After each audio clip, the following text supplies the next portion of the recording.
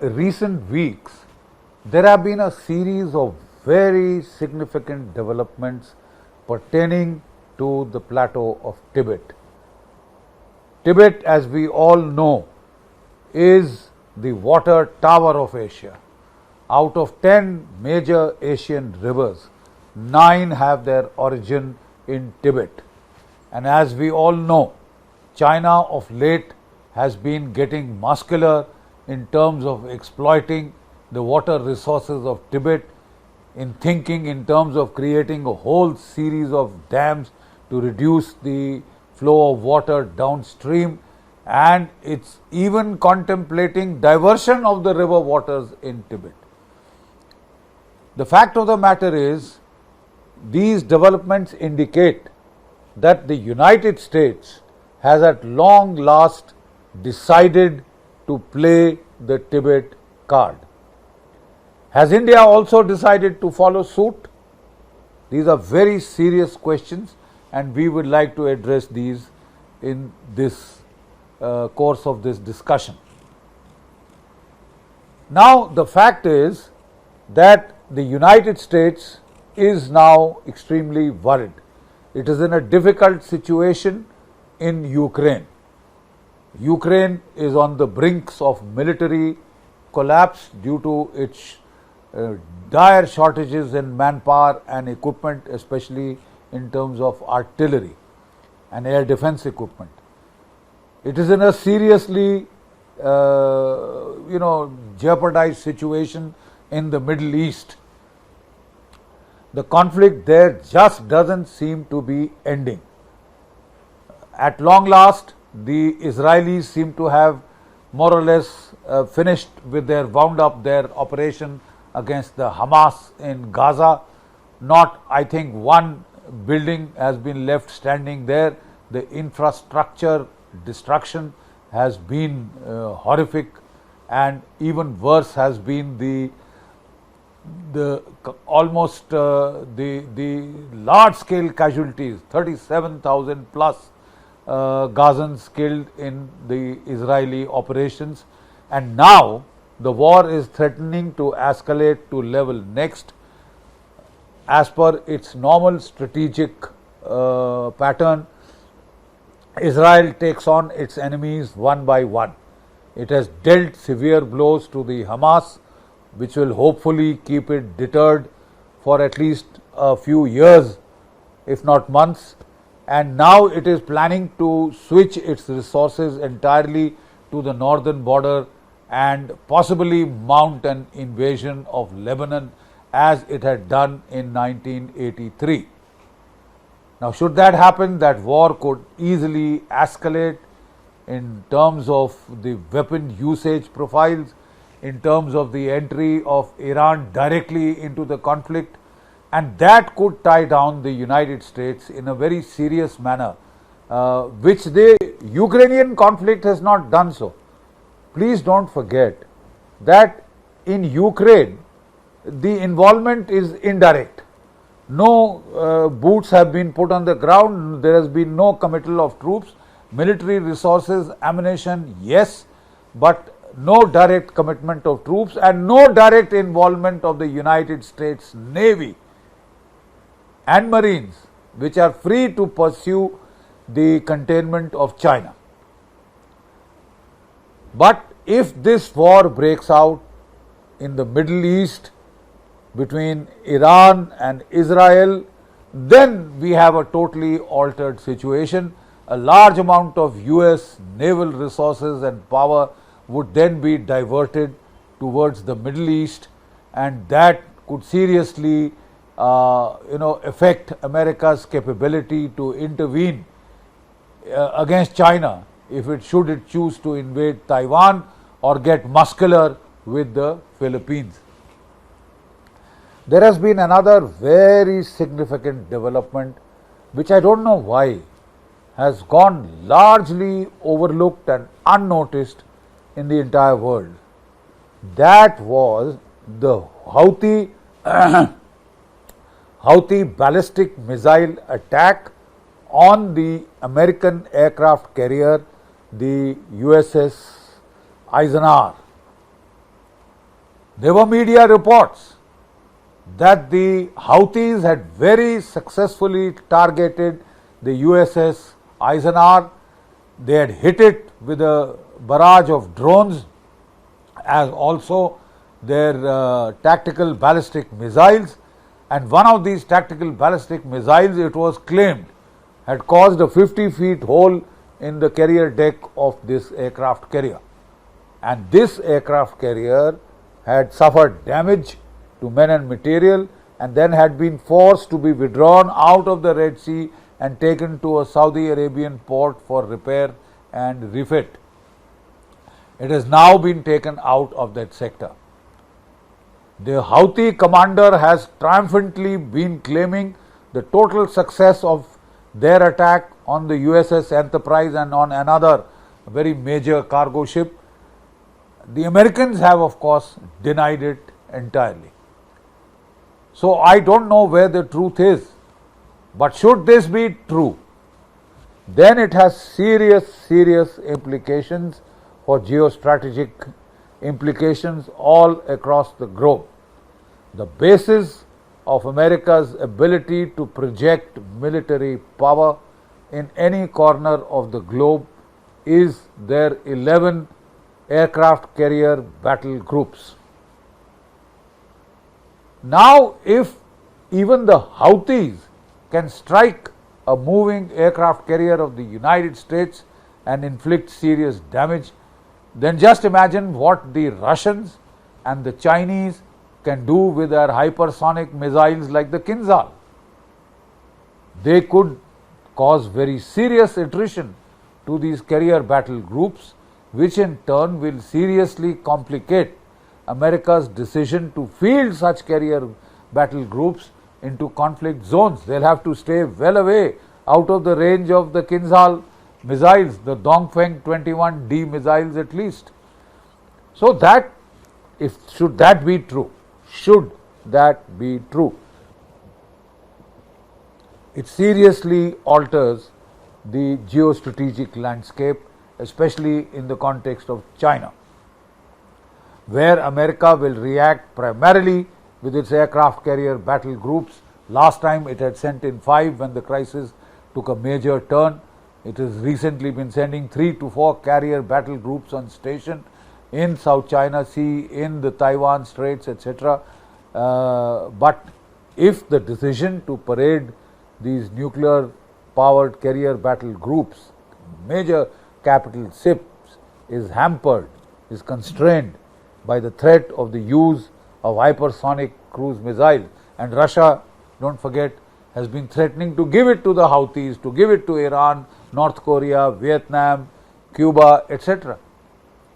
Given to a lot of the adversarial countries which are hostile to the United States, that seriously complicates issues. So is that worrying the United States? Maybe it is.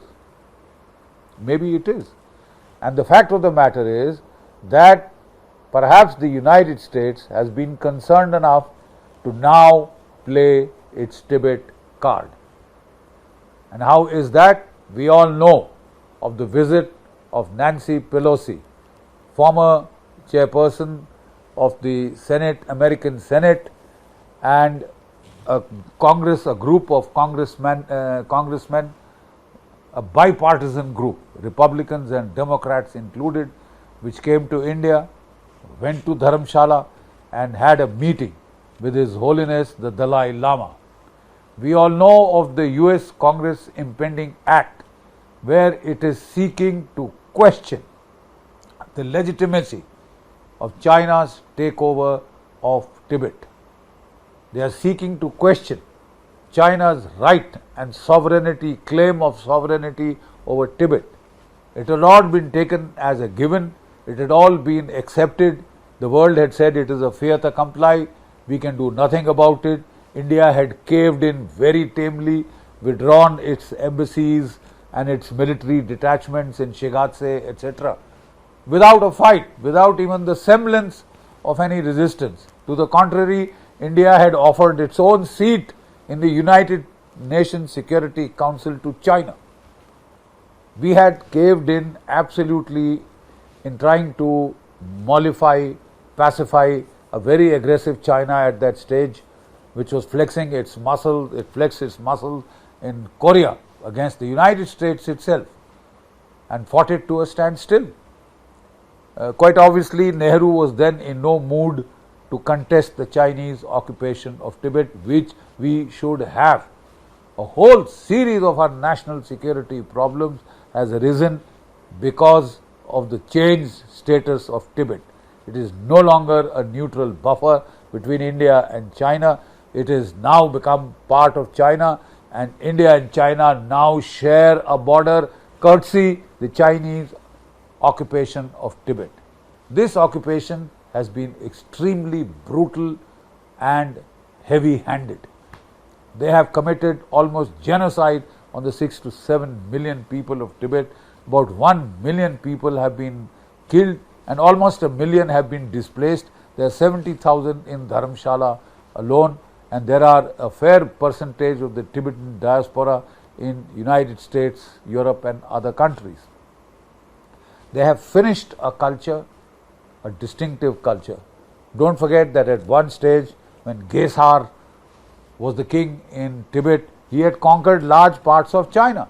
He had a Chinese wife, he had an Indian wife who then had converted him to Buddhism. And probably the problems of Tibet began when they became pacific, when they gave up violence, they gave up war, they gave up conflict, and they have paid a very heavy price. They have lost their liberty. The Dalai Lama's government in exile in Dharamshala had more or less compromised with the existing ground realities. There was no way, without active United States support, that they could have challenged the Chinese occupation of Tibet. The CIA had tried. Don't forget that major Khampa guerrilla operations had been started in Tibet from 1956 onwards, and from 1959 onwards they have gone into full swing. First there was an uprising in the Lokha area facing Bhutan, Sikkim in Tibet, which is quite densely forested and to that extent facilitates guerrilla warfare. But the Chinese reaction to this was brutal. And in the open plateau of Tibet, it's very difficult for Khampa guerrilla bands to operate. They can be easily picked up from the air by bombers, by helicopter, and they were bombed, ruthlessly bombed. The Litang monastery was razed to the ground, was reduced to rubble. The monks were killed, the nuns were raped.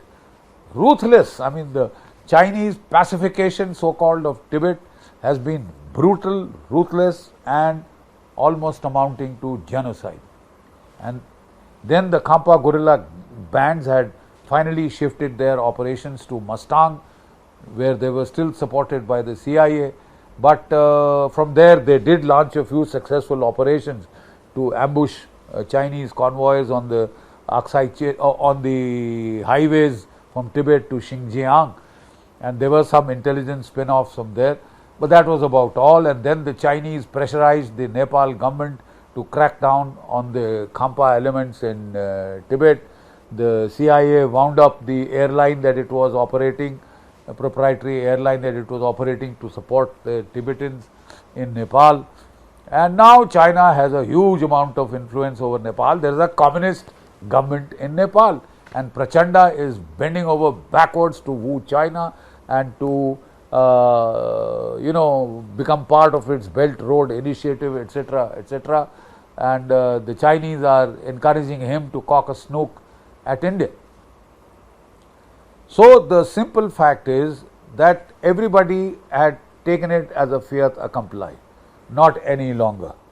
Like I said, Nancy Pelosi's visit to Dharamshala to meet His Holiness the Dalai Lama has got very serious consequences and repercussions, which we will see develop, unfold in the months ahead. Not only did Nancy Pelosi and the bipartisan US congressional delegation meet His Holiness the Dalai Lama, they also met Prime Minister Modi, who did not distance himself from this initiative of the Americans to reach out to the Dalai Lama. His Holiness the Dalai Lama has now gone to the United States for his knee surgery. So these are very significant scenario changing developments which we will have to carefully watch. The United States most certainly is feeling threatened enough to play the Tibet card. Will India also play the Tibet card? Should it play the Tibet card? I think yes, and for a number of reasons. We thought of buying peace with China.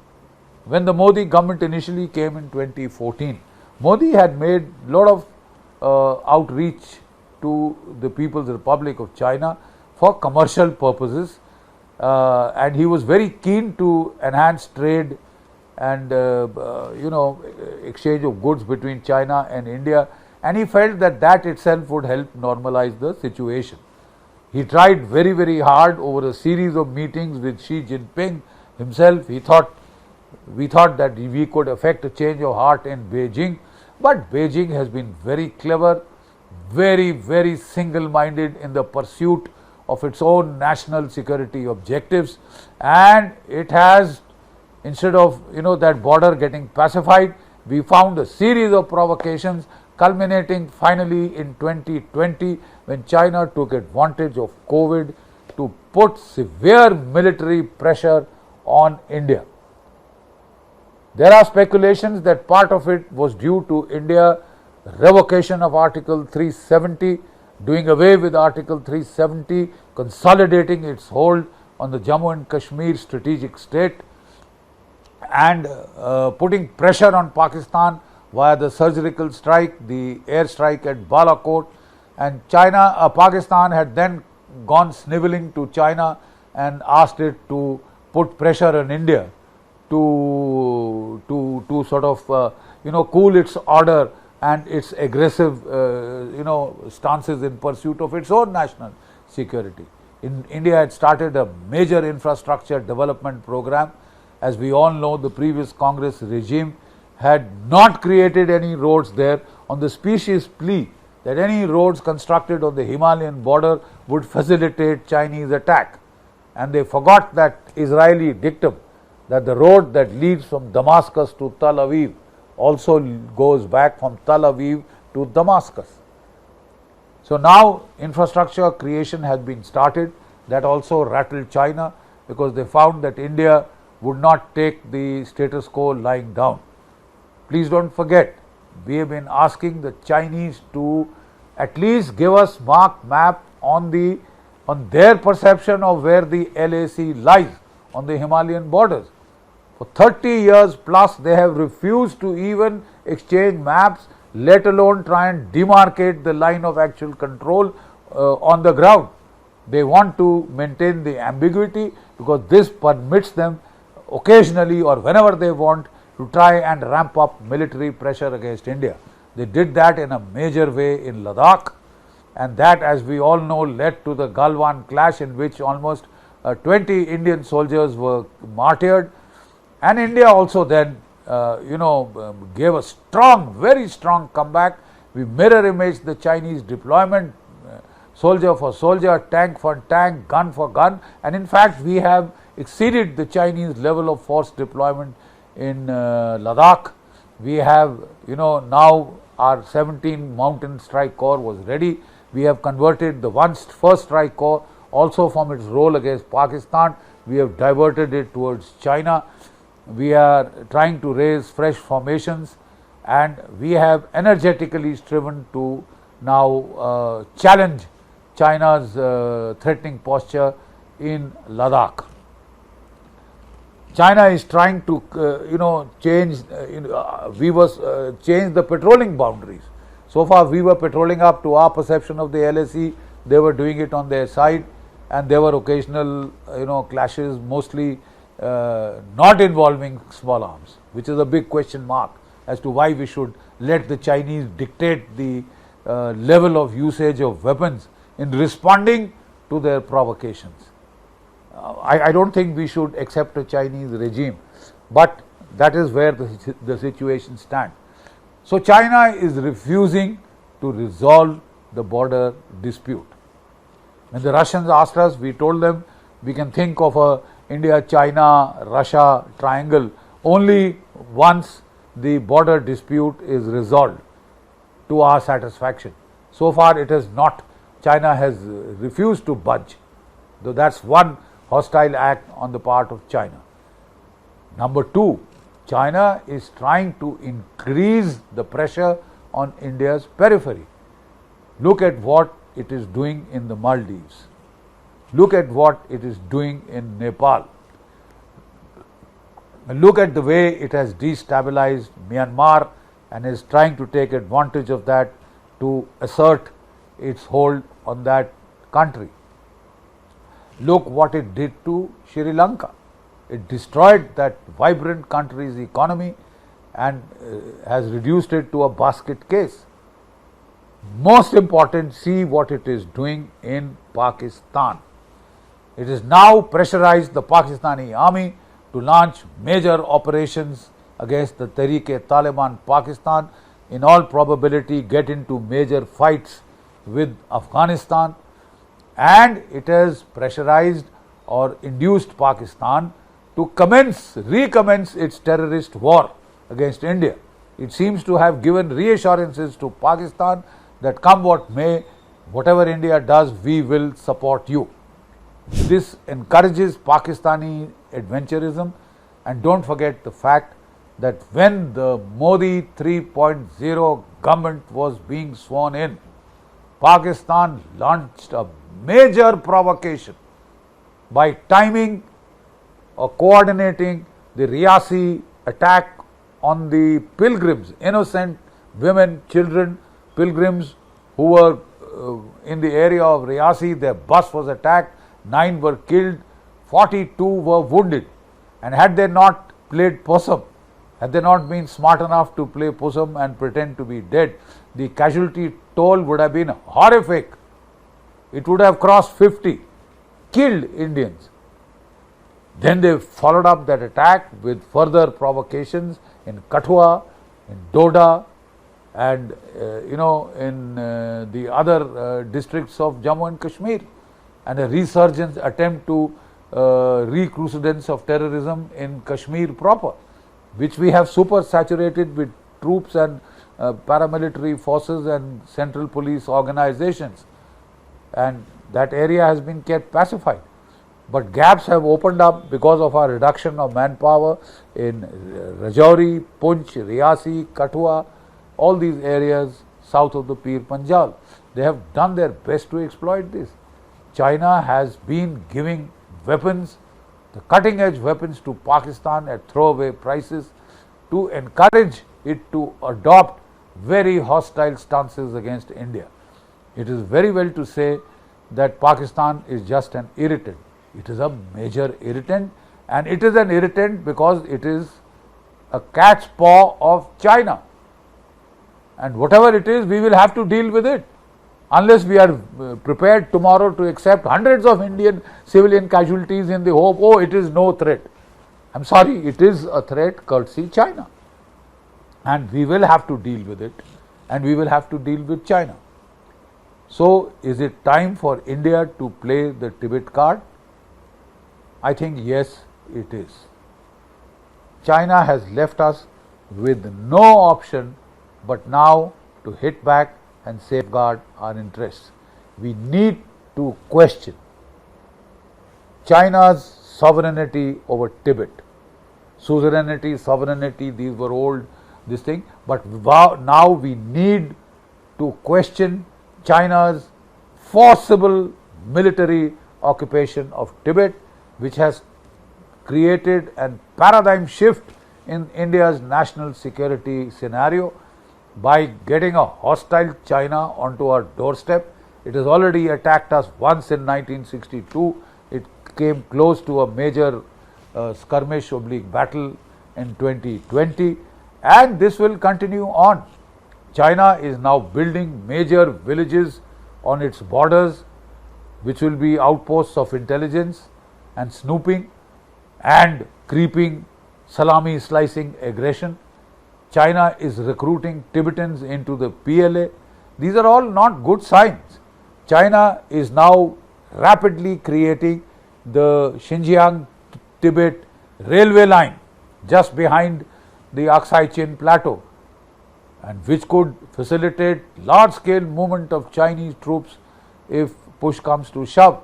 It has deployed J-20 stealth fighters into Tibet, J-16 fighters, I mean they are all J-11As, they are all being deployed into Tibet. It's brought in its tanks and heavy artillery into Tibet, its multi-barrel rocket launchers, its rockets. All these are very ugly signs of an incipient conflict. Should we wait for China to hit us in the face before we retaliate? The fact of the matter is, we need to question the legality of China's occupation of Tibet. We need to revoke Prime Minister Vajpayee's acceptance of Chinese sovereignty over Tibet. Because China has not stopped claiming Arunachal Pradesh, China has not stopped claiming Ladakh. China is encouraging Pakistan to promote a terrorist offensive, revive their terrorist war in India. So I think it's time to pay back China in its own coin. China is trying to surround us through its string of pearls. The pressure it is putting through Nepal, through Maldives, through Myanmar, it is trying to make inroads into Bangladesh. It's time to pay it back. And I think we need to first of all question China's genocide in Tibet, China's bring notice of the world to China's brutal crackdown in Tibet, the way the Tibetans have been forced to immolate themselves. Almost 150 of them have set themselves on fire as a protest. The world is not prepared to listen. We will now have to make the world listen to the plight of the Tibetans. Kailash Mansarovar is the most sacred place on the planet. It is the most sacred place for Buddhists, for Hindus, for Jains and for the Sikhs. So people of so many Indic faiths have the greatest of faith and belief and respect for the holiness of the abode of Lord Shiva, which is Mount Kailash, and the most sacred lake Mansarovar. There are twin lakes, Mansarovar and Rakshastal. May I remind Indian people that in 1841, General Zorawar Singh, one of the generals of Maharaja Gulab Singh, a feudatory of Maharaja Ranjit Singh of the Punjab, he had attacked Tibet, gone 700 kilometers inside and liberated the Kailash Mansarovar sacred region, where only Mandhata Singh of the Puranic era had once gone and bathed in the Mansarovar lake. So had Zorawar Singh bathed there, and when he was camping there on the banks of the sacred Mansarovar, he was attacked at night by a Chinese force, and there was a fierce night battle in which he slaughtered the Chinese who fled, leaving behind their Mantalai standard of a flying dragon, a flying tiger dragon kind of a flag, which is still in the 4th Battalion, the Jammu and Kashmir Rifles, as a war trophy. So we had managed to free Kailash Mansarovar region, and we must now insist that if Tibet should become free, then our people will not need visas and passports to visit these most sacred shrines. The kind of restrictions that are now imposed by China will no longer hold if there is a free government in Tibet. If the people of Tibet are free, I don't think we will even need a border like there is an open border between India and Nepal. These are fraternal countries. They are both Hindu people with ties of roti beti ka rishta. So is the very deep cultural religious linkages between India and Tibet. And should Tibet become free, that will be an open border. And the greatest advantage to India would be that more than 90% of its national security problems would be resolved if Chinese forces are forced out of Tibet. are forced to leave Tibet, secede Tibet, and let it be a free country as it always was in history. So I think the time has come for India also now to play its Tibet card, to get as tough, if for nothing else, but to force China to resolve the long pending dispute, border dispute, which it is holding as a kind of a hanging sword of Damocles over the heads of India, so that it can convert it into a conflict any time that it wants. Everything cannot be left to the time and place of China's choosing. I think it's time to now regain the strategic initiative, as also the operational and tactical initiative against China. The United States has set the path clear by the congressional visit, the meeting with the Dalai Lama. They have called the Dalai Lama now for medical treatment to the United States, and from there, we could have a whole lot of sea change. We could have a whole lot of sea change. A note of caution: we should not get used like Ukraine, but we will fight for our own national strategic interests, national security interests. We would not be dictated to by any country, and that is clearly being highlighted by the Indian Prime Minister by his visit to Russia. We signed a military agreement with Russia, logistic support agreement equivalent, which is a very, very major development. Russia has been a major source of weapons and equipment, a tried and tested friend. We are keeping it that way. There are some indications from the United States which are also very hostile. Their support to Khalistan, their support to Khalistani terrorists in Canada and in the United States is a cause for concern. So India will have to give primacy to its own national interests. We will do what it takes to safeguard our own national interests. Thank you.